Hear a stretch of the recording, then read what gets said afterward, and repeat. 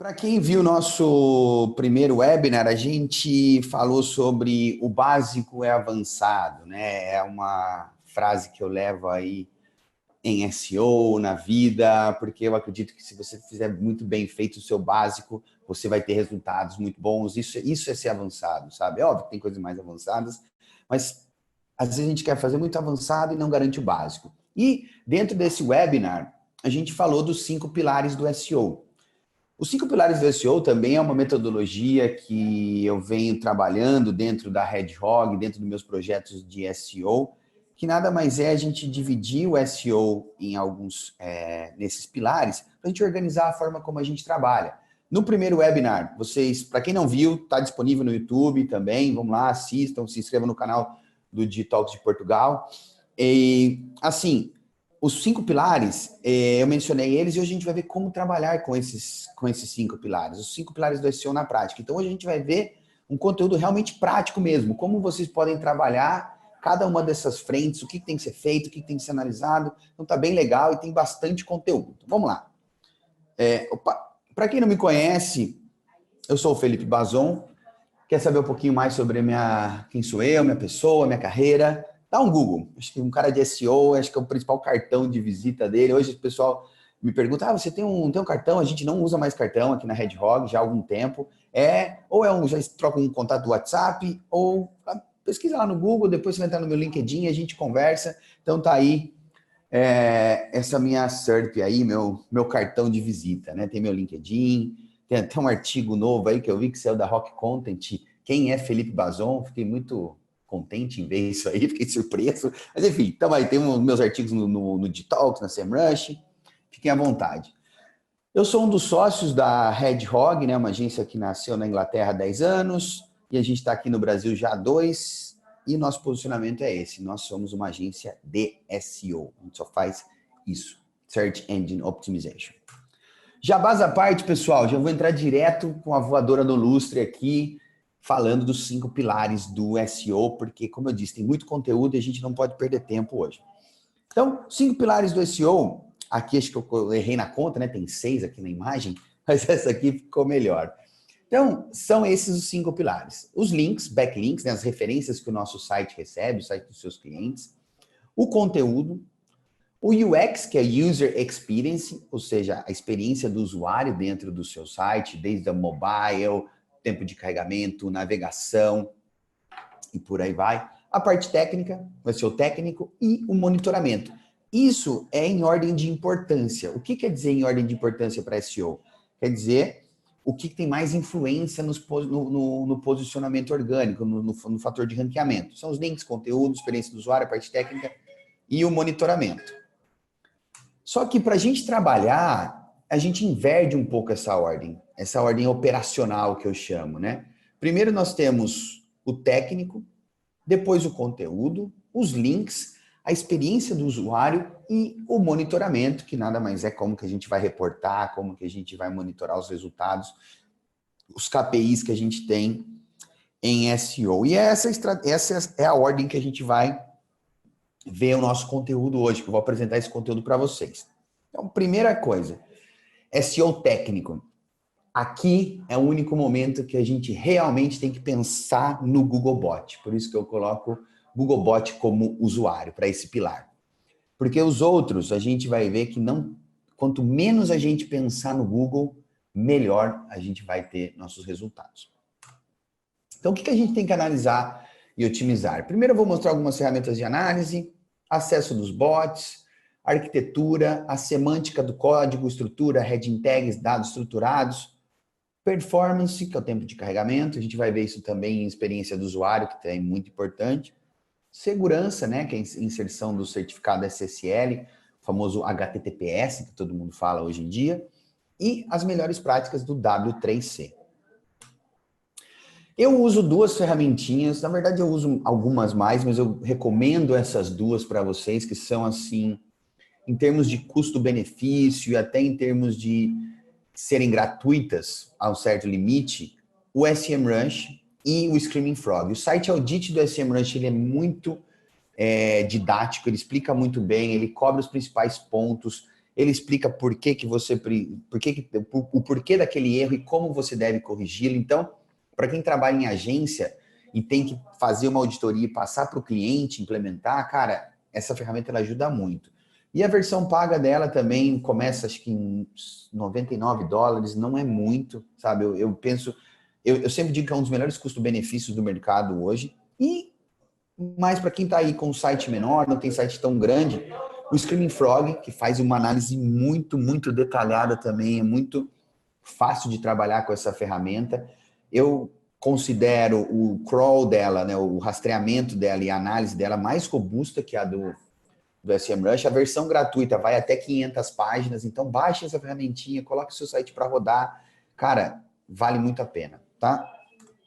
Como eu estava dizendo, o SEMrush, ele mostra de uma maneira visual, ele dá um score, uma porcentagem, então você consegue, você que trabalha com agência, ou até como consultor independente, ou você está in-house e tem que mostrar para o seu chefe, ele mostra de uma maneira visual que você foge um pouco do techniquez, porque, cara, não tem nada pior do que você ir falar para um CEO da vida, ou seu diretor, sei lá, que seja, começar a falar de heading tag, redirects e por aí vai, eles começam a ficar meio assim, não entendem nada. E como uma ferramenta mais visual, isso fica mais fácil de comunicar. Você mostra a evolução. Porra, olha, mês passado a gente estava com 55%, agora a gente está com 60%. Estamos evoluindo na parte técnica. Então fica até mais fácil de você mostrar valor do seu trabalho, mostrar a evolução do seu trabalho para pessoas que não são tão técnicas. Já o Screaming Frog, esse aqui é o do nerd mesmo, é nós dos SEO raiz aí, de desenvolvedores que gostam dessas coisas mais técnicas. Ele mede tudo, ele analisa tudo. Os títulos, metadescrições, URLs, H1, código de resposta. Ele renderiza JavaScript, ele exporta o HTML. Cara, é assim, é a ferramenta, é o canivete suíço do SEO hoje. Tem, assim, do básico ao avançado, essa ferramenta ela é fantástica. Você pode realizar as análises mais básicas, que vão te ajudar a evoluir com o seu projeto de SEO, como também você pode levar o nível lá em cima e analisar como que está a versão AMP das suas páginas, os dados estruturados, como que ele processa, se o seu site está conseguindo, a forma como você trabalha com o seu JavaScript será renderizada pelo Google, ou seja, isso aqui é fantástica. E até a versão gratuita te permite fazer boa parte dessas coisas. Ela integra também com várias ferramentas. E, assim, nenhuma dessas duas ferramentas que eu mencionei tem alguma relação comercial com eles. Quem já me conhece dos outros webinars, me conhece dos meus conteúdos, que eu compartilho, eu sempre trago o que tem de melhor e sou bem sincero, se é ruim, se é bom. E essas duas são muito boas, são essenciais para o nosso dia a dia. E uma outra, né, que a gente não pode deixar de falar, que é o Google Search Console. Gratuita do Google, uma série de análises, ela permite a gente entender como está a saúde do nosso site. É a única ferramenta no mundo que vai permitir que a gente saiba quais são realmente as palavras que os usuários estão digitando no Google e estão encontrando o nosso site. Então, além disso, tem uma série de outras informações muito importantes, gratuitas, só tem que ir lá fazer o cadastro e vocês já vão ter acesso a informações preciosíssimas do seu site. Dito isso, a gente tem que entender, né, quando a gente fala da parte técnica, como eu disse, o Googlebot como nosso usuário. Então, a gente tem que entender como que os bots acessam o nosso site. Então, tem várias maneiras da gente fazer isso, tá? A primeira delas é com esse arquivinho aqui, o robots.txt. Todo site deve possuir um, tá? Se o seu site não possui um robots.txt, o Google não vai rastrear o seu site se o seu servidor não retornar um status 404, tá? Então, garantam isso. Ele é um arquivo público, então vocês podem colocar em qualquer site. Aí eu coloquei o exemplo do google.pt /robots.txt. Testem no seu site. Se o senhor não tiver isso e não aparecer uma página de erro 404, fala com o seu desenvolvedor que você pode ter problemas com o Google rastreando o seu site. E também esse arquivinho é por meio dele que você vai permitir que o Google rastreie ou não rastreie determinadas páginas do seu site. Nunca bloqueiem o CSS nem o JS, o JavaScript do seu site, porque o Google tem que ter acesso a isso para ele poder renderizar e processar o seu conteúdo. E também incluam o caminho do seu sitemap.xml, que é o próximo arquivinho que a gente vai ver, que ajuda o acesso dos bots. Você põe na sitemap, http www.google.pt /sitemap.xml. Por quê? Porque como o Google é o primeiro arquivo que ele pede quando ele chega no seu site, se você já der o caminho de todas as páginas para eles, o que você está fazendo? Você está facilitando o caminho do bot. Você está dando a ele a informação, olha aqui, Google, está aqui, você pode sim rastrear o meu site e aqui você tem todas as minhas páginas. Olha que fantástico. Então, o arquivinho sitemap XML também é importante. O sitemap.xml não necessariamente precisa ter esse nome, tem gente que não quer mostrar o caminho de todas as suas páginas, deixar isso público, então eles acabam colocando nomes diferentes. Para mim não muda nada isso. Importante aqui que a gente tem que ter de atenção, pessoal. O seu site tem que gerar um arquivo desse. Para quem trabalha com WordPress já sabe que isso é automático, ou Drupal, a maioria das plataformas já fazem isso. O que a gente tem que se atentar é algumas coisinhas na parte técnica dele, né? Na semântica disso. Tem muita gente que coloca o priority, lost mod, que é a última modificação. Tudo isso não serve para rigorosamente nada, tá? Nada. Olha o sitemap do Google. O que ele tem? Só o caminho da URL. Ponto. E nas diretrizes do Google, claro, todas isso não serve para nada. É tudo, o Google desconsidera lost mod, priority. Ele só quer saber, me dá só as páginas, eu quero só o caminho das suas páginas. Outra dica, não ultrapasse 10 mil URLs. A documentação do Google fala em 50 mil, tá? Mas por experiência, a gente já trabalha e trabalhou com sites com mais de 2 milhões de SKUs. A gente viu que criando sitemaps com até 10 mil URLs, o processamento, o rastreamento era melhor. Tá? Então, aí é um hackzinho que a gente tem dessa experiência que a gente já teve com sites enormes. E evite o modelo comprimido, que é o ponto .gz. Entrega para o Google já, porque coisa básica, pessoal, quando a gente fala de rastreamento e bot. Quanto mais você dificultar a vida do bot, mais pé da vida ele vai ficar com você. Tá? Por quê? Em vez de ele ter que baixar o arquivo, descomprimir, encontrar as páginas, por que não entregar já para ele tudo certinho, bonitinho? Isso não causa nada no seu servidor, só causa problemas. Quanto mais você mastigar a informação para o bot, melhor. E aqui também, né, dentro do Search Console, você pode ir lá no relatório de sitemaps, ou na ferramenta de sitemaps, e enviar o seu sitemap ao Google e a partir daí monitorar para ver se o Google está rastreando certinho o seu site, todas as suas páginas ou não. Você pode ter mais de um sitemap, como você está vendo aí, como eu disse, sites grandes tem que ter vários sitemaps. Você pode organizar os seus sitemaps por categorias de produto, por exemplo, se você tem um e-commerce. Se você tem um portal de notícia muito grande, eu recomendo também que você crie sitemap para cada uma das editorias. Site menorzinho, não tem tanta necessidade de ir tão a fundo, mas por aqui você vai lá, sobe o seu sitemap e consegue monitorar. É como se falasse, hey Google, olha aqui, toma aqui meu sitemap para você rastreá-lo. Isso ajuda porque toda vez que vocês tiverem uma atualização de novas páginas, como o seu sitemap já foi enviado e ele é processado várias vezes na mesma semana, o Google vai pegar essas notificações, ele vai pegar essa nova página com mais facilidade. Bom, continuando com o acesso do bot, é importante vocês garantirem que o seu site está sendo bem indexado. Então, com o comando de busca site mais o endereço do seu site, você consegue ver se seu site está sendo indexado. O que eu quero dizer com isso? Se você fizer uma análise quando você faz o site você vai ver aproximadamente 391 resultados. O que isso quer dizer? É o tanto de páginas que o Google indexou do seu site. Se você tem, sei lá, 1000 páginas e apareceu 391, quer dizer que você tem um déficit de indexação, você vai ter um problema. Nesse caso, com o da Hedgehog, tá tudo ok, foram 391 páginas, que é mais ou menos a quantidade de páginas que a gente tem no site. Além disso, é legal a gente analisar o cache. Então, quando vocês fazem aquele comandinho que eu ensinei agora, site Hedgehog, blá, blá, blá, o endereço do seu site, se vocês olharem na SERP, né, no resultado, você vai ver uma setinha verde para baixo. Clica nela, vai aparecer esse caixinha de diálogo em cache.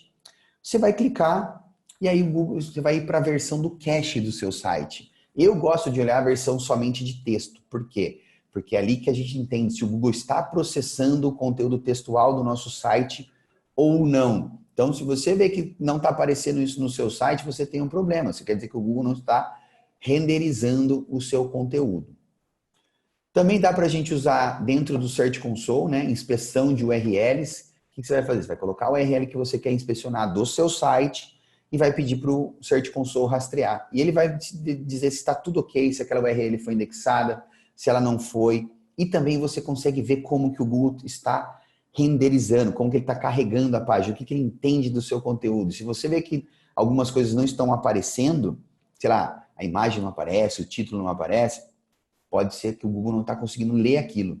E aí você tem um problema. Às vezes está aí o problema de você falar, às vezes eu escuto muita gente falar, poxa, Bazon, eu otimizei meu título, otimizei minha H1, minhas imagens, meu texto, fiz link, só que eu não subo de posicionamento. Aí eu falo, você já testou para ver se o Google está renderizando o seu conteúdo corretamente? Às vezes o problema está ali, entendem, pessoal? O básico, às vezes, é muito avançado. Você acha que você fez tudo, mas você não testou como que o bot está rastreando o seu site, como que o Google Bot está enxergando o seu site. Então, eu acabei de mostrar para vocês aqui 3 opções de como testar isso. Aqui também, ainda assim, em termos de rastreamento, né, acesso dos bots, no Search Console a gente tem um relatório de cobertura, né, que é o termo em português, onde ele vai mostrar, depois que o Google rastreou o nosso site, se a gente teve erro de rastreamento, se a gente teve, quais são as páginas válidas e as páginas que foram excluídas porque o Google encontrou algum tipo de anomalia. Aqui o importante é a gente remover todos os erros de rastreamento, evitar redirecionamentos internos, garantir que o servidor está com uma performance boa para que ele retorne os resultados que a gente está esperando, que o Google consiga rastrear o site, porque a gente não quer desperdiçar o nosso crawl budget. O que é isso? Toda vez que o Google rastreia nosso site, ele atribui um tempo, que é o budget, que é o orçamento de rastreamento, se a gente for traduzir ao pé da letra. Então, se a gente está fazendo com que o bot rastreie um monte de páginas irrelevantes, como a gente viu aqui, que são quase 4.000 que a gente tinha no site da Hedgehog, eu estou gastando tempo. Em vez de ele rastrear as 300 páginas que são válidas, que são importantes para mim, ele está gastando tempo com isso. Então, atuem nessa frente, nesse relatório, que vocês vão ver como a performance do seu site vai crescer muito. Outro ponto, uma arquitetura. A arquitetura também é muito importante do ponto de vista de SEO. Você precisa de uma arquitetura fluida, ou seja, para auxiliar o fluxo do PageRank dentro do seu site. Muita gente acha que o PageRank não existe mais, mas sim, ele existe, ele é esse fluxo de autoridade. Cada página tem ainda o seu PageRank. O PageRank faz parte do algoritmo orgânico. Então, uma arquitetura fluida e plana auxilia que toda essa autoridade que vem, por exemplo, sempre a home tenha mais autoridade, ela passe por todas as suas outras páginas, ela consiga ter uma fluidez e, consequentemente, você ter um site com várias páginas muito fortes e não só a sua home.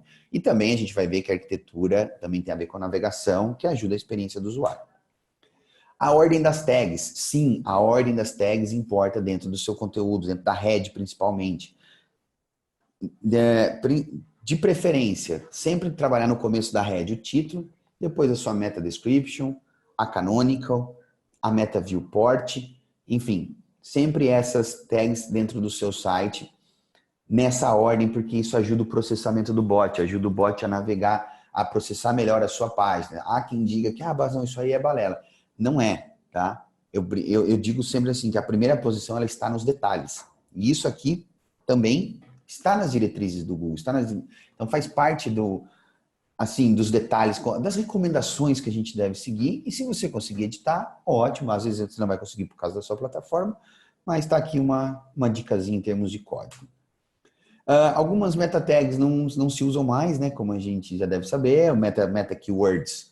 Ainda assim, a gente encontra muito em sites de clientes, né, em plataformas e tal. Não remove, cara, porque assim, ainda mais quando você coloca um monte de palavras dentro dela, isso pode ser visto como Google por uma questão, o que esse cara está querendo fazer aqui? Será que ele está querendo me enganar? Será que ele está querendo incluir muitas palavras, querendo fazer um keyword stuffing aqui ainda? Então evite, remove, porque não serve para nada.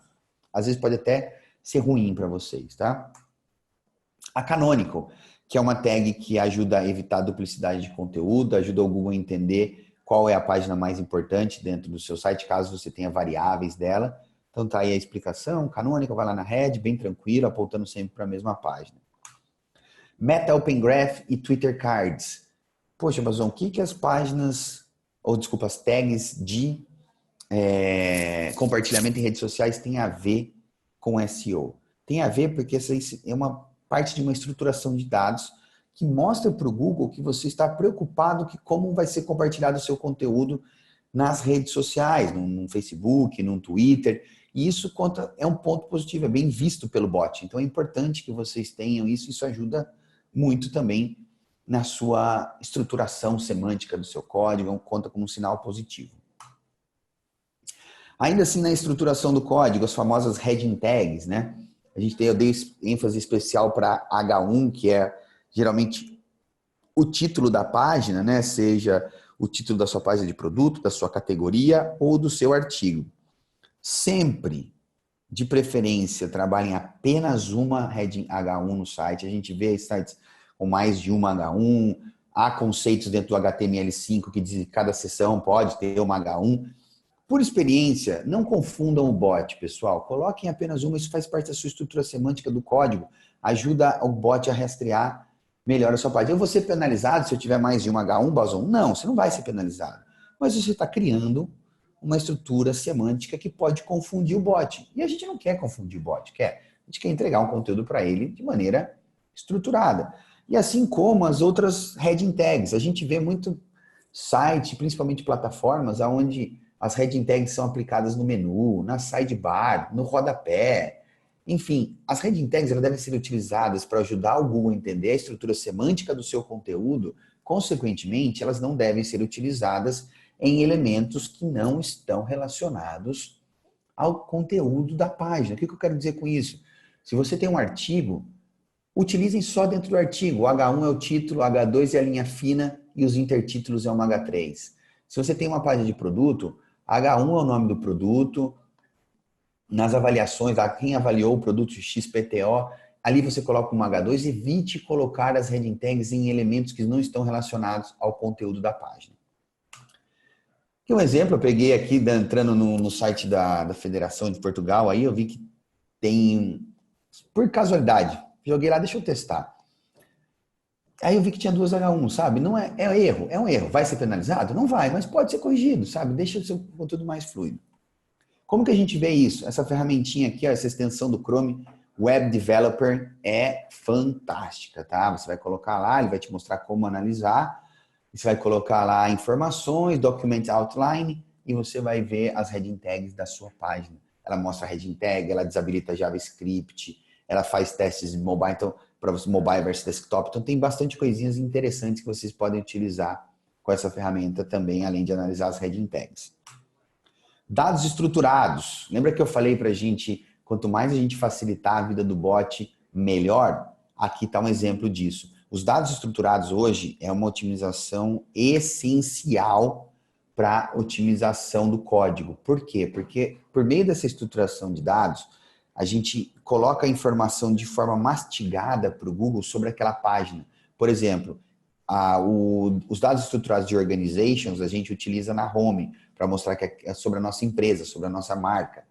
Já a gente tem dados estruturados para a página de produtos, para a página de artigos. Enfim, tem uma série de dados estruturados que a gente tem que aplicar hoje. Por exemplo, uma página de dúvidas frequentes, de FAQ, também tem estruturação para isso. Você tem muito conteúdo de como fazer, né, o famoso how to. Existe uma estruturação de dados para how to. Você tem um conteúdo que você quer que ele seja marcado para ser falado nos assistentes pessoais. Existe uma marcação de dados para isso hoje. Então, os dados estruturados é a evolução da otimização do código. Deem atenção a isso, que é muito importante. Você pode... Tamanha a importância, né? Que quando você implementa, o Google criou uma ferramenta para você testar a implementação dos seus dados estruturados, né? Que é a Structured Data Testing Tool. Linkzinho aí para vocês utilizarem. Coloca as páginas do seu site. Se esse lateral direito aqui do conteúdo aparecer em branco, quer dizer que vocês não têm nenhum dado estruturado ainda na página. Essa aqui, por exemplo, é uma página de artigo. Observem que a gente tem o News Article, ou seja, eu estou falando para o Google, olha Google, isso aqui é uma página de um artigo de notícia. Aqui também tem breadcrumb na minha página, trilha de navegação. Ou seja, eu já estou informando, eu estou mastigando a informação para o Google, e isso ajuda muito a ele fazer essas relações de entidades e, consequentemente, melhorar o seu posicionamento, porque ele entende com mais facilidade o que aquela página representa. De novo, só enfatizando a importância disso, tem um relatório dentro do Google Search Console que mostra se o Google já detectou os dados estruturados dentro do seu site, se eles possuem erros ou não. Como vocês podem ver, esse cliente nosso aí está com temos um trabalhinho a fazer em relação aos dados estruturados implementados no site dele. Voltando lá que eu falei do Search Console, é uma ferramenta fantástica, pessoal. Tem muita informação, tem muita coisa que pode ajudar na otimização. Ah, porra, Bazão, não vou baixar o Streaming Frog, não tenho dinheiro para o SEMrush. Cara, o Search Console é a sua ferramenta. É o que você tem. Se você trabalhar com tudo que o Google te relata ali e pede para você melhorar, explica como fazer, você tem, cara, você vai ter muito, você vai ganhar muito em SEO já, sabe? Muito, muito mesmo. Performance, pessoal. Por que a performance é importante? Desde 2018, oficialmente, o tempo de carregamento mobile passou a ser um fator de ranqueamento.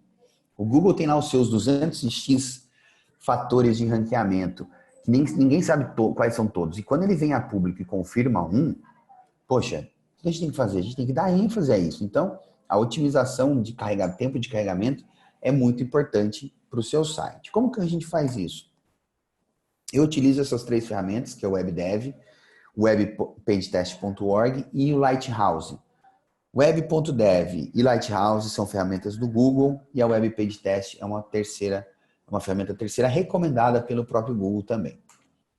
Então aqui no WebDev, né, observem que ele mostra uma nota que vai de 0 a 100 e ele mostra alguns elementos que são importantes, né? Hoje a gente fica muito apegado ao tempo total de carregamento, mas o Google analisa diversas outras métricas para compor a sua performance, como por exemplo o tempo de carregamento da primeira tela, o tempo de interatividade, quanto tempo demora para o seu conteúdo carregar por completo, quanto tempo demora para ele ficar interativo, tempo de resposta do seu servidor.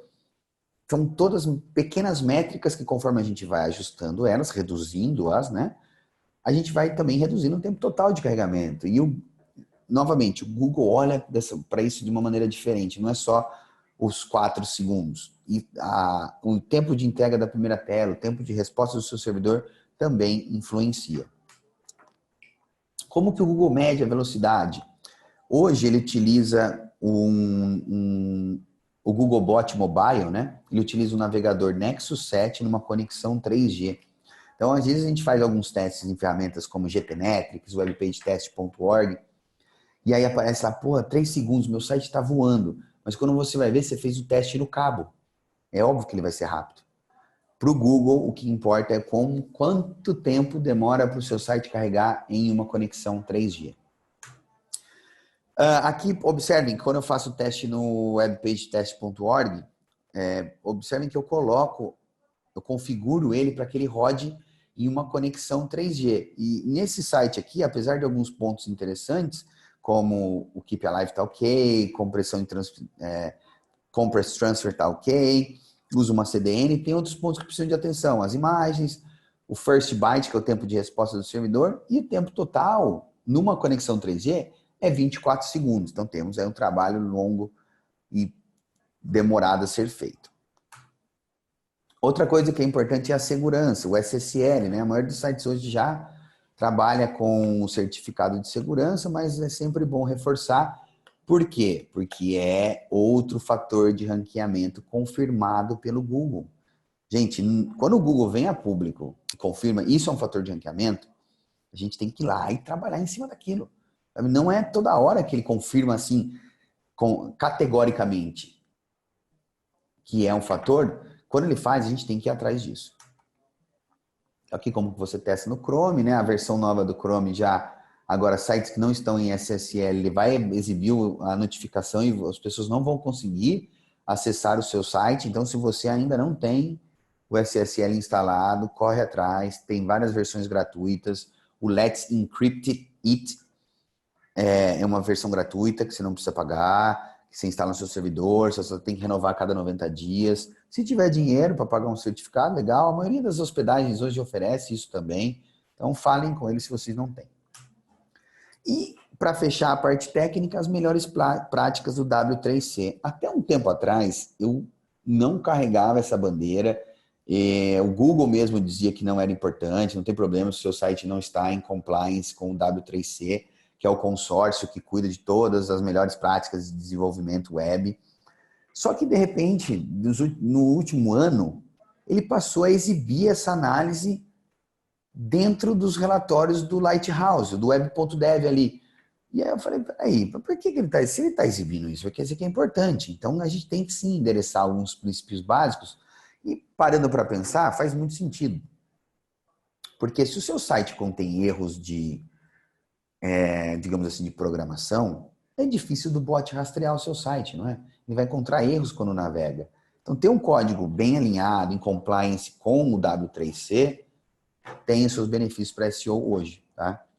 Mais um ponto aí, porque mostra quando é importante a gente ir monitorando as evoluções que ocorrem para a gente estar sempre atualizado. E aqui é o básico, pessoal. Poxa, se a gente parar para pensar, se o seu site não segue as melhores práticas de desenvolvimento, poxa, o que ele está fazendo?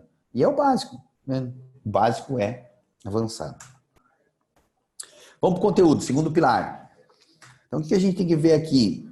Foco, agora a gente volta, né? Como voltando aqui, foco total nos seres humanos. Chega de Googlebot, vamos falar de conteúdo, de pessoas, tá? Então, a gente vai ver aqui, foco em personas, pesquisa de palavras-chave, homepage, imagens, conteúdo e conteúdo gerado pelo usuário.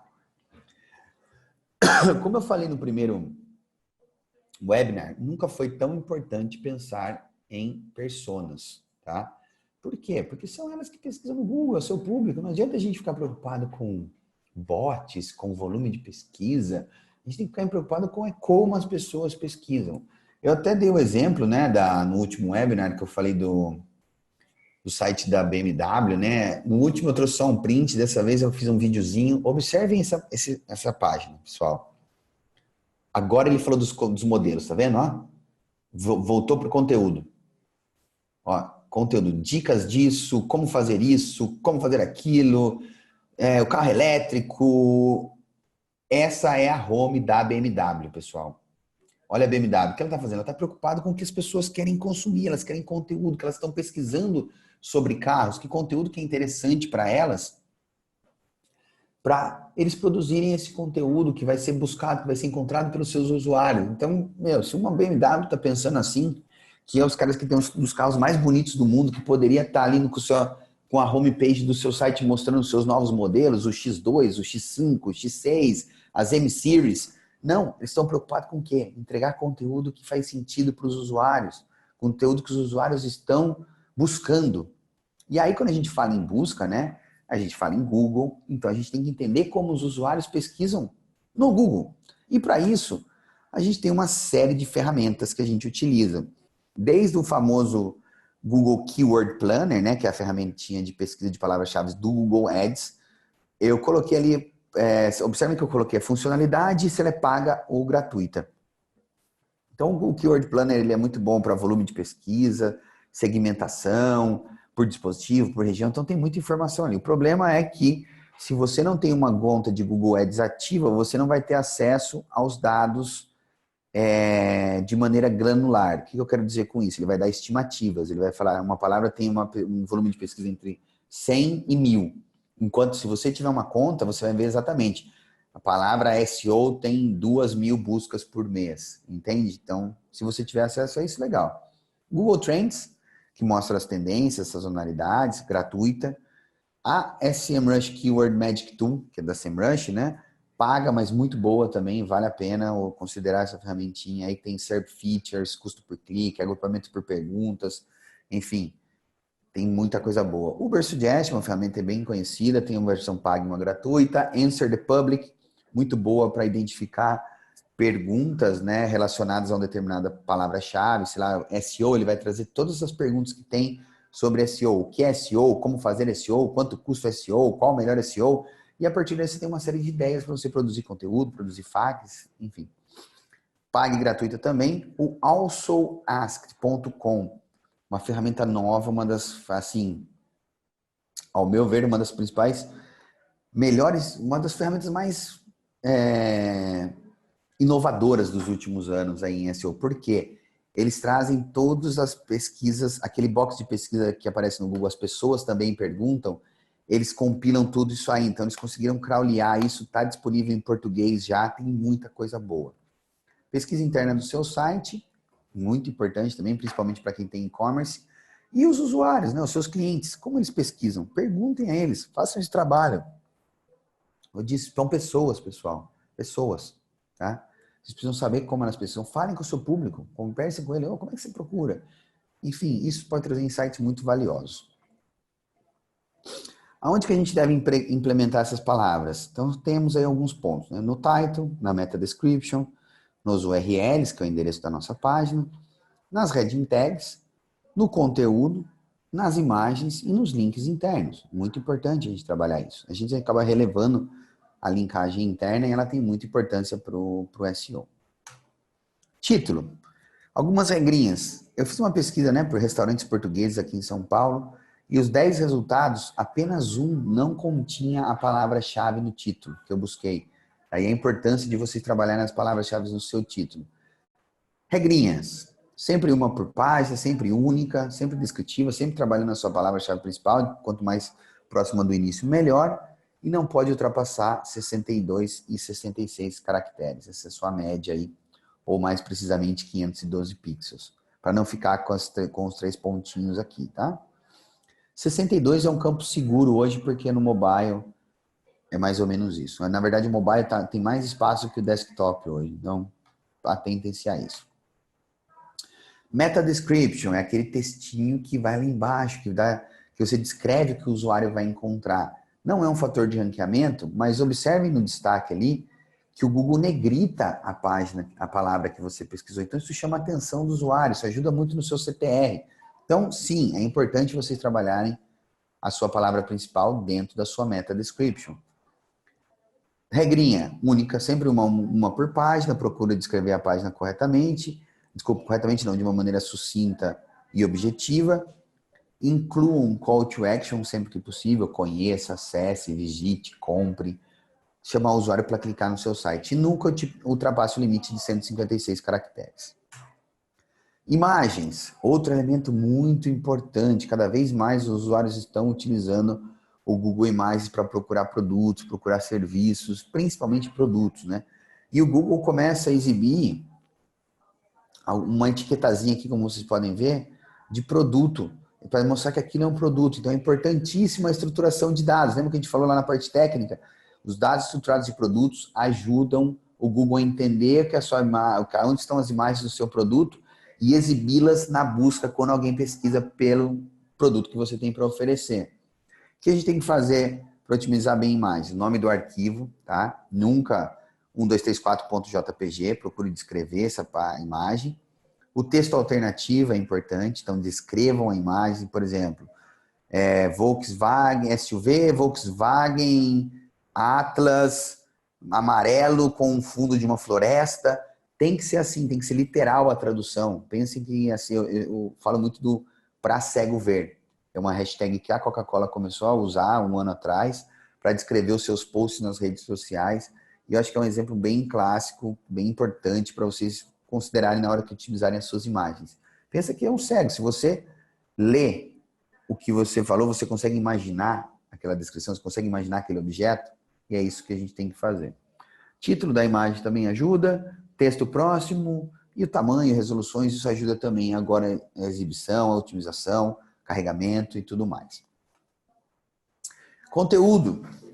A gente já tem essa frase há anos, né? Conteúdo é rei. A conversão é a rainha. Então, a gente não tem que só pensar em fazer um conteúdo para o bot. A gente tem que pensar um conteúdo que engaje, um conteúdo que gere interação, que ajude o usuário na tomada de decisão. Então, assim, regrinhas básicas. Para cada página, defina uma palavra-chave principal, mas pense em secundárias, por exemplo, sinônimos e termos complementares. Hoje mesmo eu estava falando com um possível novo cliente nosso, e ele falou assim, mas a outra agência que a gente trabalhava, eles pediam para incluir um monte de palavras, e aí, para atender a forma de escrever para SEO, e ficava super ruim o texto. Eu falei, tá errado, você não tem que fazer isso, você tem que incluir as palavras de forma natural. Por isso que não existe densidade de palavra-chave, nunca foi um fator de ranqueamento. Você tem que preocupar em quê? Trabalhar o conteúdo de uma maneira fluida, ou seja, incluindo as palavras, mas sim endereçando a intenção do usuário, a necessidade dele. Então, não existe regras. Existem sim alguns pontos, né, para você otimizar, até coloco regras de otimização, mas assim, você tem que, óbvio, se você quer aparecer para uma palavra, você tem que trabalhá-la no seu conteúdo, senão você não vai aparecer. Mas não tem essa, tem que ser 3 vezes, tem que ser 4 vezes. Trabalhar acima da primeira rolagem tem a sua importância, porque o Google valora muito isso. Você pode trabalhar com negrito, você pode trabalhar com itálico, usem variações, ou seja, mas no final das contas, produza um conteúdo que faz sentido para o seu usuário. Aqui só um exemplo, né, que eu uso para a gente mostrar como ficaria uma página de uma... bem organizada, por exemplo, uma página de categoria, né, de um produto. Então, você tem ali a imagem, os breadcrumbs, o título, o H2, um texto de apoio, uma linha fina. Ou seja, pensem no usuário. A gente não está fazendo para o Google. Quando a gente fala em conteúdo, é conteúdo para o usuário.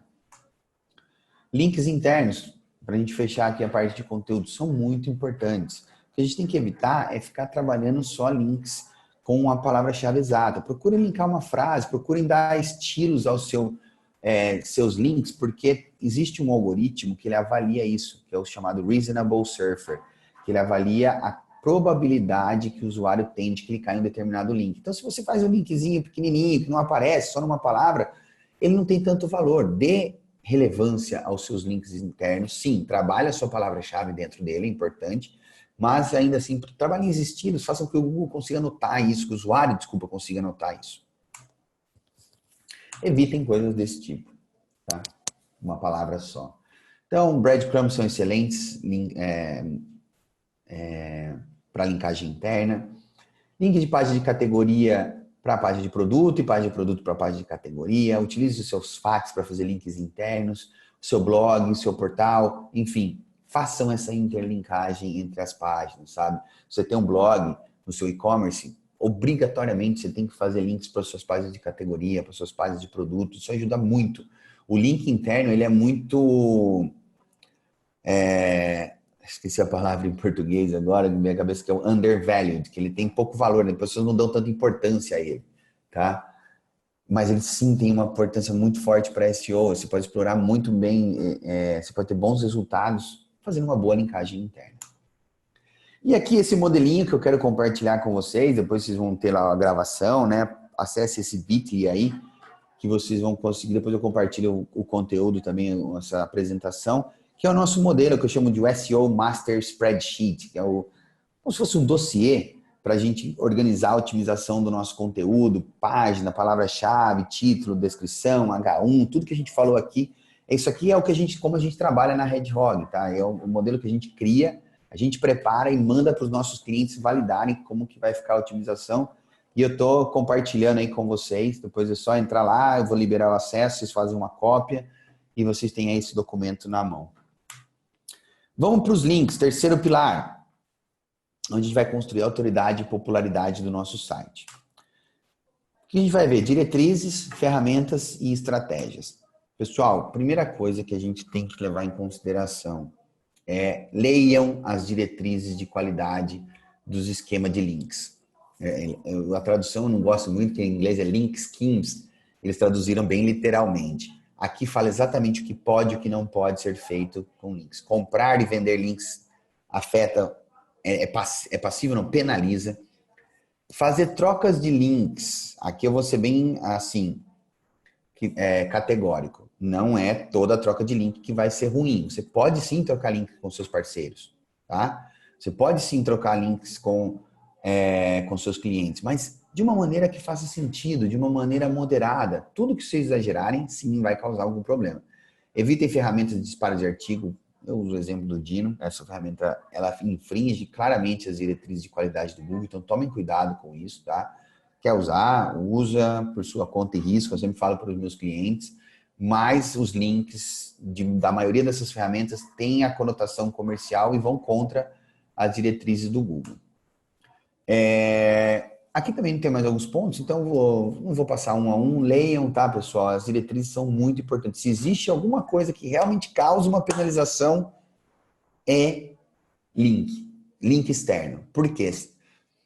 É um fator muito importante, então o Google é muito rigoroso nessa análise. Cada vez mais ele está ficando ainda mais rigoroso. Então você tem que ter um controle muito forte em relação a isso, seguir isso aqui ao pé da letra.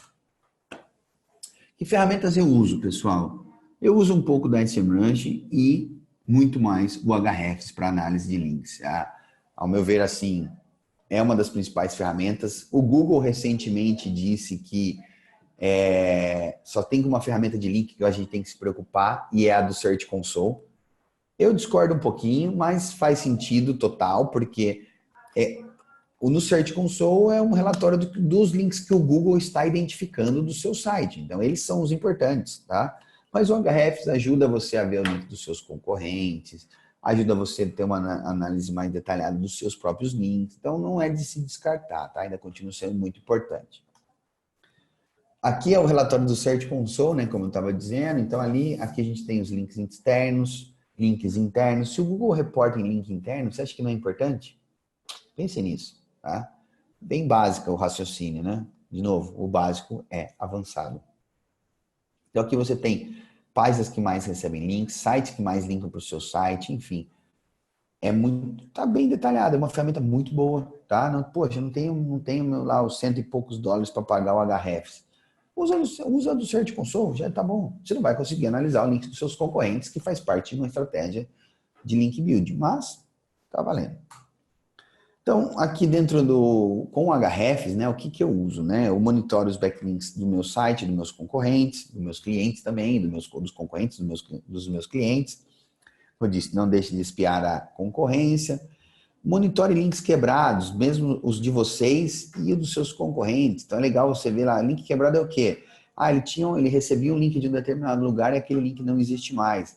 Vai atrás daquele cara, veja se dá para vocês oferecerem algo em troca de vocês conseguirem uma referência para o seu site. Pensem nisso.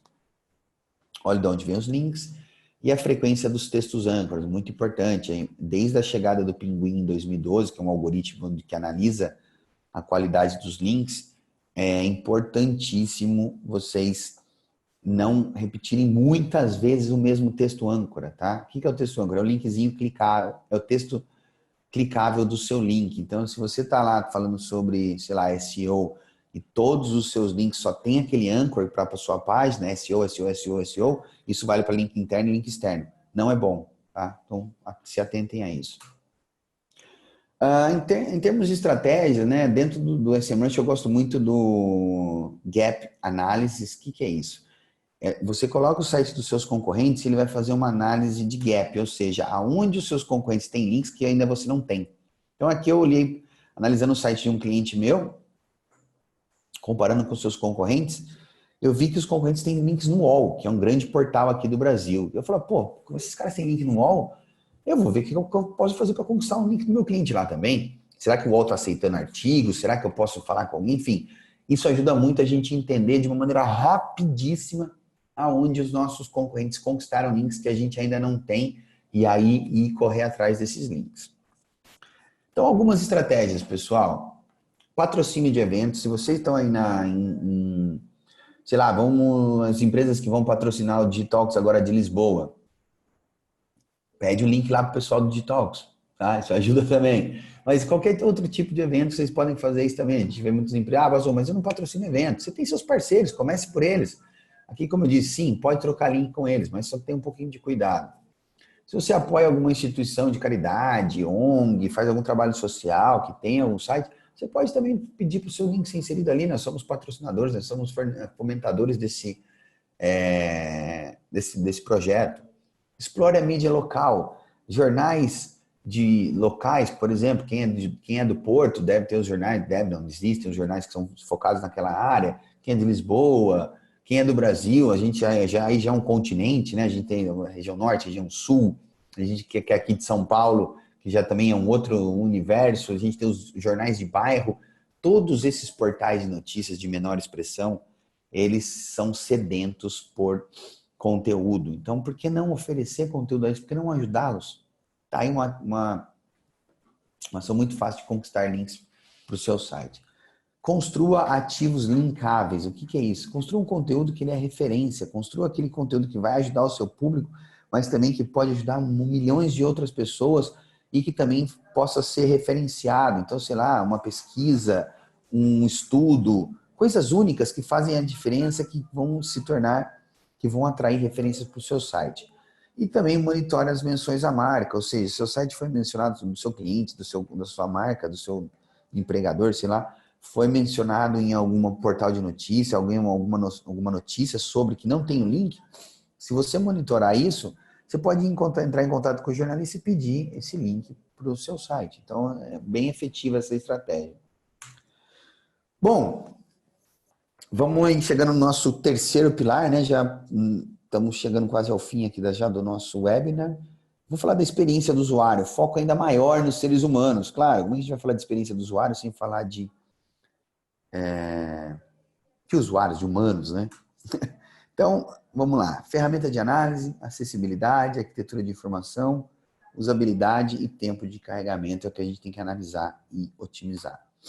Eu gosto muito de trabalhar com o Hotjar, tem uma versão gratuita, bem, assim, dá para ter uma boa noção, mas ela limita em alguns pontos, eu prefiro a versão paga, mas dá para você já ter uma boa noção de como que o usuário está navegando, onde ele está clicando, ele grava até 1000 sessões, é bem interessante essa ferramenta para você entender o comportamento real de cada usuário dentro do seu site e a partir daí aplicar as melhorias.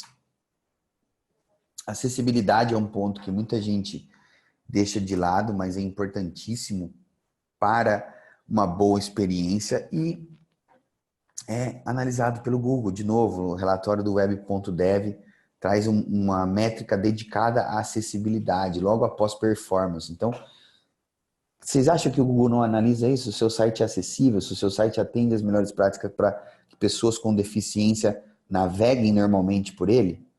Se o Google quer direcionar sempre o usuário para quer dizer, retornar sempre os melhores resultados para os melhores sites e que tenham uma boa experiência, se o seu site não é acessível, você acha que ele tem uma boa experiência? Tá aí, pense nisso e é analisado. Então vale a pena investir um tempinho para corrigir isso e sim, ajuda no seu posicionamento. Uma arquitetura de informação também muito mais, às vezes o menos é mais, né? Às vezes a gente quer criar vários subníveis, várias categorias. Então pense em deixar uma coisa mais plana, mais sucinta, mais fácil de navegar. Pensem nos seus menus, né? Eu uso muito o exemplo da Amazon, que eles vão criar o mega menu da Amazon, óbvio, mas a gente é uma empresa, um e-commerce monstruoso que tem de tudo, né? The Store of Everything, a loja do tudo.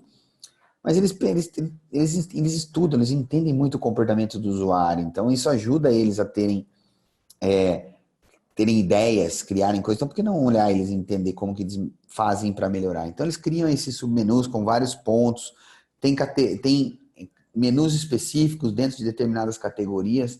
Pensem no frigir dos ovos, pessoal, em facilitar a navegação dos seus usuários. Como, por exemplo, utilizando trilhas de navegação. Aqui, por que eu coloquei o desktop e o mobile?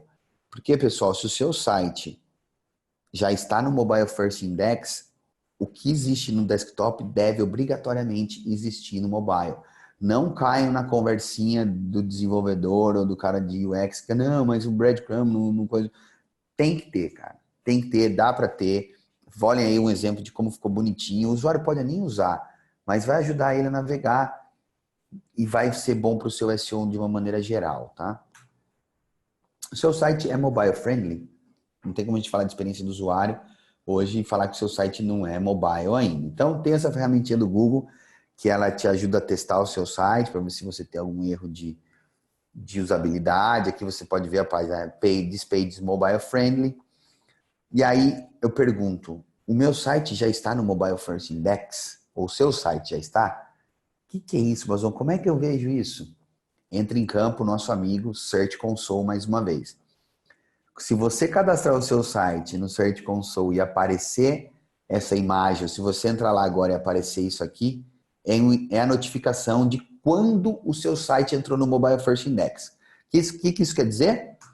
Quer dizer que o nosso amigo Googlebot só rastreia o seu site com rastreadores mobile, tá? Ou seja, o Googlebot, ele só enxerga a versão mobile do seu site.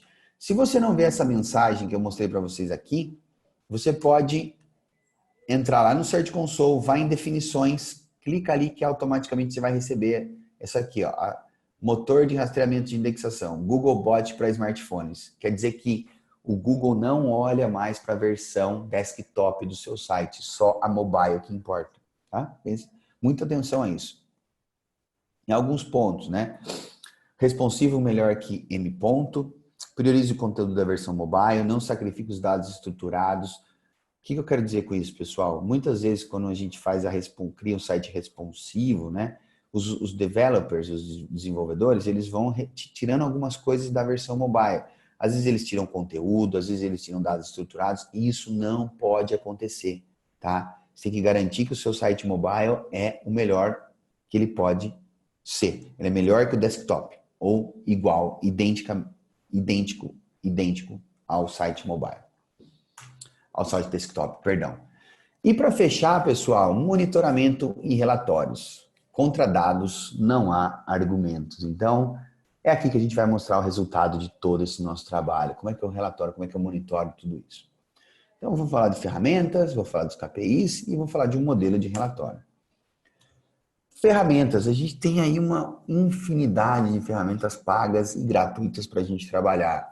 Desde o Tag Manager, que é onde a gente vai conseguir implementar as tags de uma maneira mais dinâmica dentro do seu site, do nosso site para monitorar conversões, eventos, navegação.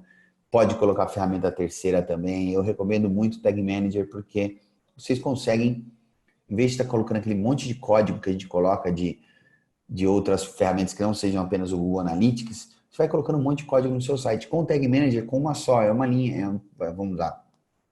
É um script em vez de vários. Então a gente tem Google Analytics, o Google Data Studio, o Google Search Console, o SEMrush, Majestic, Ahrefs, Tableau e Power BI para quem já está um pouco mais avançado aí nas suas análises estratégicas. Mas hoje eu tenho utilizado muito esse cara aqui, Google Data Studio. Eu consigo integrar praticamente tudo nele, tá? Desde um SEMrush até os mais óbvios, que são o Google Analytics e o Google Search Console, tá? E o que a gente tem que monitorar? Aqui eu coloquei algumas listas de alguns KPIs que a gente analisa, né? O posicionamento médio, a visibilidade orgânica, o número de sessões, o número de novos usuários, comportamento desses usuários, bounce rate, tempo na página, páginas por sessão, o tráfego desktop versus mobile. A gente configura alguns eventos para a gente saber se o usuário está interagindo com determinados elementos da página e aí mostrar isso para os nossos clientes. Conversões, sem dúvida, muito, muito importante. É o mais importante de tudo, pessoal. Leads, transações, enfim, tudo isso conta. A taxa de conversão do orgânico, né, sempre. E, no final das contas, se a gente tem um e-commerce, a receita gerada a partir disso. Então, esses são os pontos que a gente analisa. Vai desde das métricas mais... eu chamo métricas de vaidade, né, hoje em dia, que é o posicionamento, até a receita, que é o que realmente faz a agulha mexer para os nossos clientes, né? E aqui, para fechar, um framework de trabalho. Então, eu sempre começo o trabalho de SEO, que já vai ser o tópico do próximo webinar, que será dia 23, depois o Rafa me corrige se eu errei a data. Planejamento estratégico e auditoria SEO. Acho que esse a gente chamou de auditoria, planejamento de SEO. Sempre começamos por isso, porque a gente analisa, a gente planeja e a gente começa a executar. Não é aquela coisa assim, peguei um checklist de SEO aqui, agora a gente vai fazer. Não, nós criamos o checklist de SEO a partir da análise do seu site e aí a gente planeja tudo isso, a gente cria esse planejamento e é o tema que a gente vai ver no nosso próximo webinar. Então, o Rafa vai disponibilizar logo menos o link já para a gente fazer as inscrições. Então, não percam que esse vai ser bem legal. Vai ser mais um webinar bem prático aí para a gente passar juntos. Aí a gente vai para a implementação técnica, parte para a produção de conteúdo, entra com o link building, monitora tudo isso para a gente ver se começou a ter resultado, começou a ter tráfego, e aí depois a gente vai entrar com as análises, vai entrar com as melhorias de UX, porque a gente tem que monitorar, a gente tem que ter volume de acesso, a gente tem que ter tráfego, para a gente saber se aquele tráfego que a gente começou a gerar, ele está interagindo bem com o site. Então não adianta a gente já sair de cara fazendo melhorias de UX no nosso site sem ter informação. Lembra que eu acabei de falar? Contra dados não há argumentos. Não usem um achismo. Usem dados, usem informações. E para isso tem que ter uma sequência lógica. E é isso, pessoal. De novo, eu compartilhei no outro, mas para quem não viu ainda, algumas referências de livros que eu utilizo para o meu SEO, para a forma como a gente conduz o nosso trabalho aqui na Hedgehog.